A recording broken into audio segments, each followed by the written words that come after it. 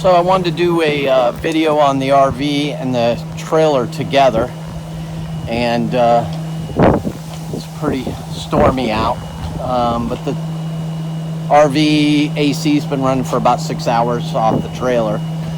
On the RV, we have two 486 watt monocrystalline bifacial panels. Bifacial panels are 375 on the top, 111 on the bottom. And it's pretty impressive how much you get from the bottom in reflection. It puts them way over the 400 mark. These right here go around 425, 430. And then on the trailer, we noticed, there's the shore power coming in from the RV trailer. And then with these extended, they put out pretty close to peak. The center ones get up around 440, 450 in that area. Go to the inside of the trailer, and it has four 48 volt 400 amp hour batteries, which don't take up a lot of room considering, we can put two bikes in here. These are removable, so they could pop out and you can put other things in here. So it's got a mini split AC. It's got two 3 kW inverter chargers, so they're linked together. They're putting out 6 kW, so the RV only really pulls 3, but we've got enough here that a lot of times if we go somewhere with our friends and they can plug into our trailer and we can run all the solar we need off our RV for most of the time. If we're not in Florida, run the AC 24 hours a day. North Carolina, places like that, we don't need much more. It's got a 50 amp main breaker, 30 amp breaker going to the RV right now. You can also run a 50 amp service if you need to off the trailer. It's got a 30 amp step down 12 volt GFI breaker, outlets all over the trailer, the outside, the inside. It's got LED lights there, and then this light here runs off 110. It's got and we've been running all day, and it's been kind of overcast, and it's still got, the batteries are almost completely fully charged up. This is a disconnect right here. It got a 100 amp fuse for the batteries here, and take you to the solar in the trailer. In the RV. See, the RV's that's from the AC unit running, and it has a 3 kW inverter charger, and you can see it's running off the trailer right now. It's got an automatic switching system, so if I was to unplug the trailer or turn the trailer off, it automatically start pulling from the DC from the batteries. We have 6 Outland solar batteries in the back, 4 in the front, so we have 1,000 amp hours. It's got a disconnect with a 400 amp fuse, because this system is running on 12 volt in the RV itself. And then it's got a disconnect for the batteries in the front.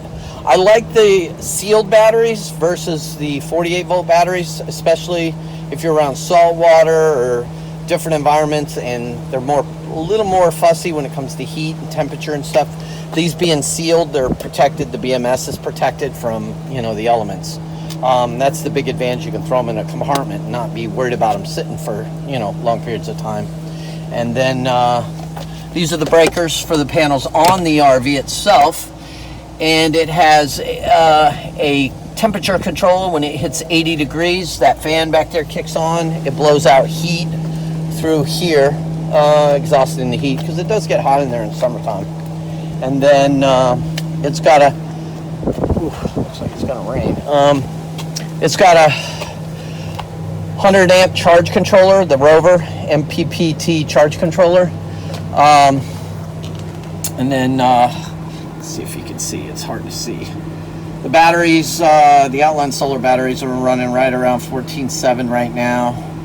1,000 amp hours. They're fully charged because obviously they're not being used.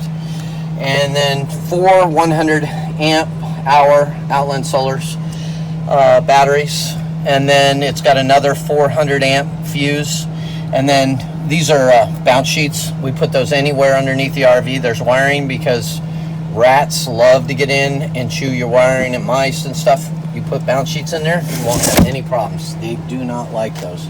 This is a Adventure. It's got a soft panel on top that puts out 130 watts. That's just to maintain the engine battery when the RV is sitting.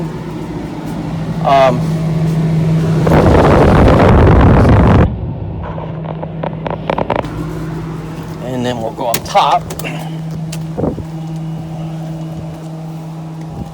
It looks like it's gonna rain soon, so I'll try to finish up. There's the 100-watt panel. Actually, it's 130. This is, like I said, just to maintain the battery for the engine when the RV is sitting. There's the two 486-watt panels. And then over here, we've got 8 of them come out on slides. And they put out a lot of power. And we can run the AC in the RV and the mini split AC in the trailer, which we don't run it that often, but say I want to keep it cool in there, work on motorcycles, whatever. It'll run from about 11 o'clock to about 3:30 without drawing any power from the batteries. There's a mini split on the front there.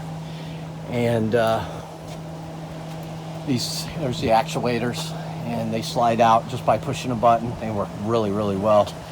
And we're getting ready to go in production with these trailers, just getting set up, and then you'll be able to buy a trailer already set up with everything where you don't have to put solar into your RV if you don't want to. We're going to have 14 footers, 16 footers, 24 footers, car, toy haulers, whatever.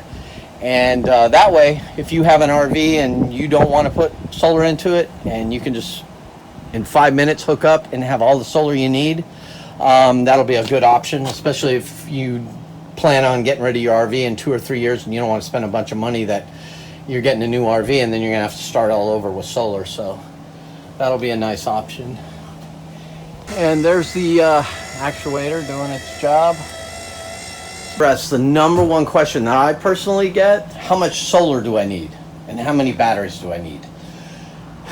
The best answer I can give anybody is as many and as much as your budget will afford, and as many as you can cram in to your RV or your sailboat or whatever you have, because you can never have enough solar.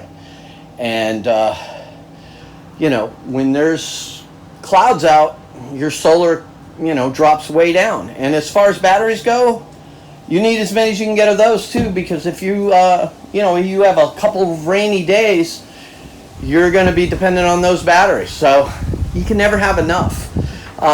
Obviously, you can calculate the minimum and with the maximum amount of sun, and that's what most people do. But the problem with that is the first day they have that's not sunny or rainy, they realize they're running their generator. So that's why I say as much as possible. And don't skip on panels, because they're the cheapest part of solar. So put as much wattage on whatever you're doing. If it's an off-grid cabin, if it's an RV, if it's a sailboat, whatever you're doing, try to put as much power as you can, as many solar panels and as many batteries as your budget will allow. And obviously, you know, there's a limit to how much you can actually put, but try to put the maximum.